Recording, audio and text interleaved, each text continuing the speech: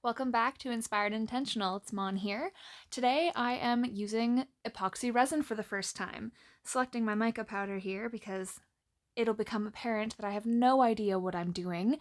And in this particular instance, I decided that I was not going to research. I didn't watch any YouTube videos. I read the instructions for exactly 0.2 seconds and decided that I was going to wing it.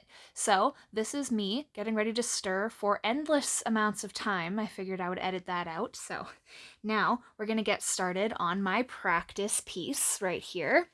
And I'll say right now, this particular piece ended up getting trashed. It did not turn out the greatest, but it was a really great learning experience to figure out what I was doing, and a great reminder that not everything works out perfect the first time, but just because it doesn't work out perfect the first time doesn't mean you quit. So this is my first experience kind of trying to fit the epoxy into the carvings that I made, and I wasn't sure how it was going to work. I didn't have any tools particularly that were for carving or for epoxy. So, like I said, completely winging it here. And I think that the orange part looks pretty good. It just, when I started to add the other colors, I don't think I had it thick enough, but you'll kind of see that as I go here. And as I'm talking about this and doing this voiceover, I'm realizing that I have no idea how to talk about epoxy resin because I don't know what I'm doing. So I can't really give instructions and I can't really say what I was doing or how I was doing it because I totally wung it. But sometimes that's where you get the best learning and you figure things out the fun way. And right about here is where things start going wrong because I just stop trying to get it into the grooves and just start smearing it. But it was really fun, and the piece that I wanted to do after this practice piece ended up turning out really well. And like I said, here's me smearing it on, just like jam and peanut butter on toast. And in fact, it does not file off friendly, which is fine. Like I said, learning experience. But I am really happy with the practice round because as a practice round, it actually turned out pretty okay. I didn't expect it to be perfect, and I went into it knowing that this piece was just going to be for learning, and so progress over perfection was forefront in my brain. And sometimes you just need that reminder, and oftentimes art is that reminder for me. The creative process reminds me to slow down, take a beat, and realize that the journey's more important than the product. Unfortunately, this was supposed to be a collaboration product, so I have to redo it, but it doesn't make the progress any less important and any less of a learning curve, which was stellar for me. So I have high hopes for this piece. While I was doing this, I realized that maybe it wasn't the smartest idea to jump right from my practice piece into a piece that I actually had high hopes for and that was not for practice. But alas, in hindsight, it actually did turn out pretty good for a second try. So I'm not gonna give myself a hard time for waiting between practice runs. I wasn't sure if this tape was actually going to be enough to hold the resin in place while it was curing, but it did. It worked, so there's that, which is exciting. But this piece, what I did is, I think you can kind of see it, I tried to carve wave-like patterns into the wood in hopes that that would help shape the way that the resin looks and kind of add texture to the cured resin.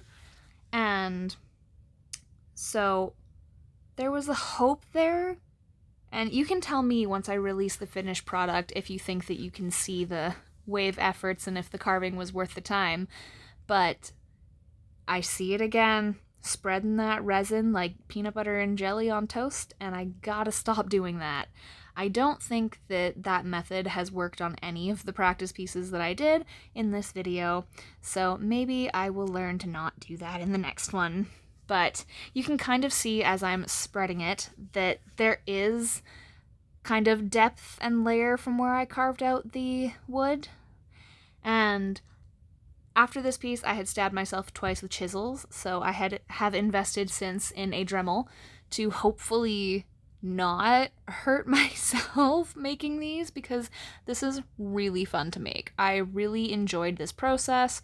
I really enjoyed the practice and learning, and honestly, it was so inspiring making this one that I have 3 more on the go right now that are going to be absolutely stunning. And actually, the day after I finished making this one, I realized that my fiance and I needed to bring a raffle prize for his annual family reunion. So I ended up starting a whole new piece aside from the 3 that I was already working on, and made a reunion memorial piece. And with that same method, carved out the space where the resin was going to go in the wood, poured the resin, painted it, did some wood staining and acrylic on top to add some design, and dang, I think I have a consistent art method, because every single piece I do gets better and better and feels better and better.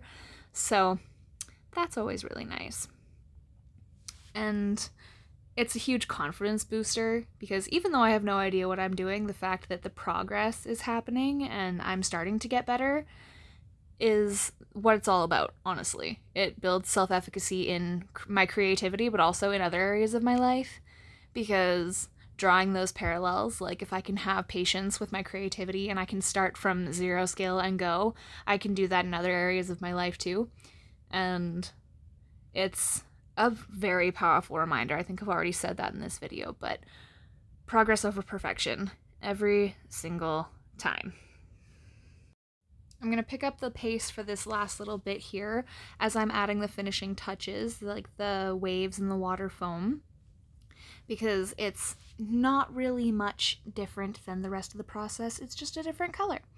But I wanted to take this last little bit of time here to say thank you so much for watching, and I would love to know if you are interested in seeing the final product, and if you have any other things that you'd like to see.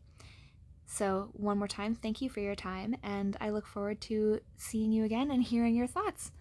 I hope that you have a wonderful, inspired, and intentional day.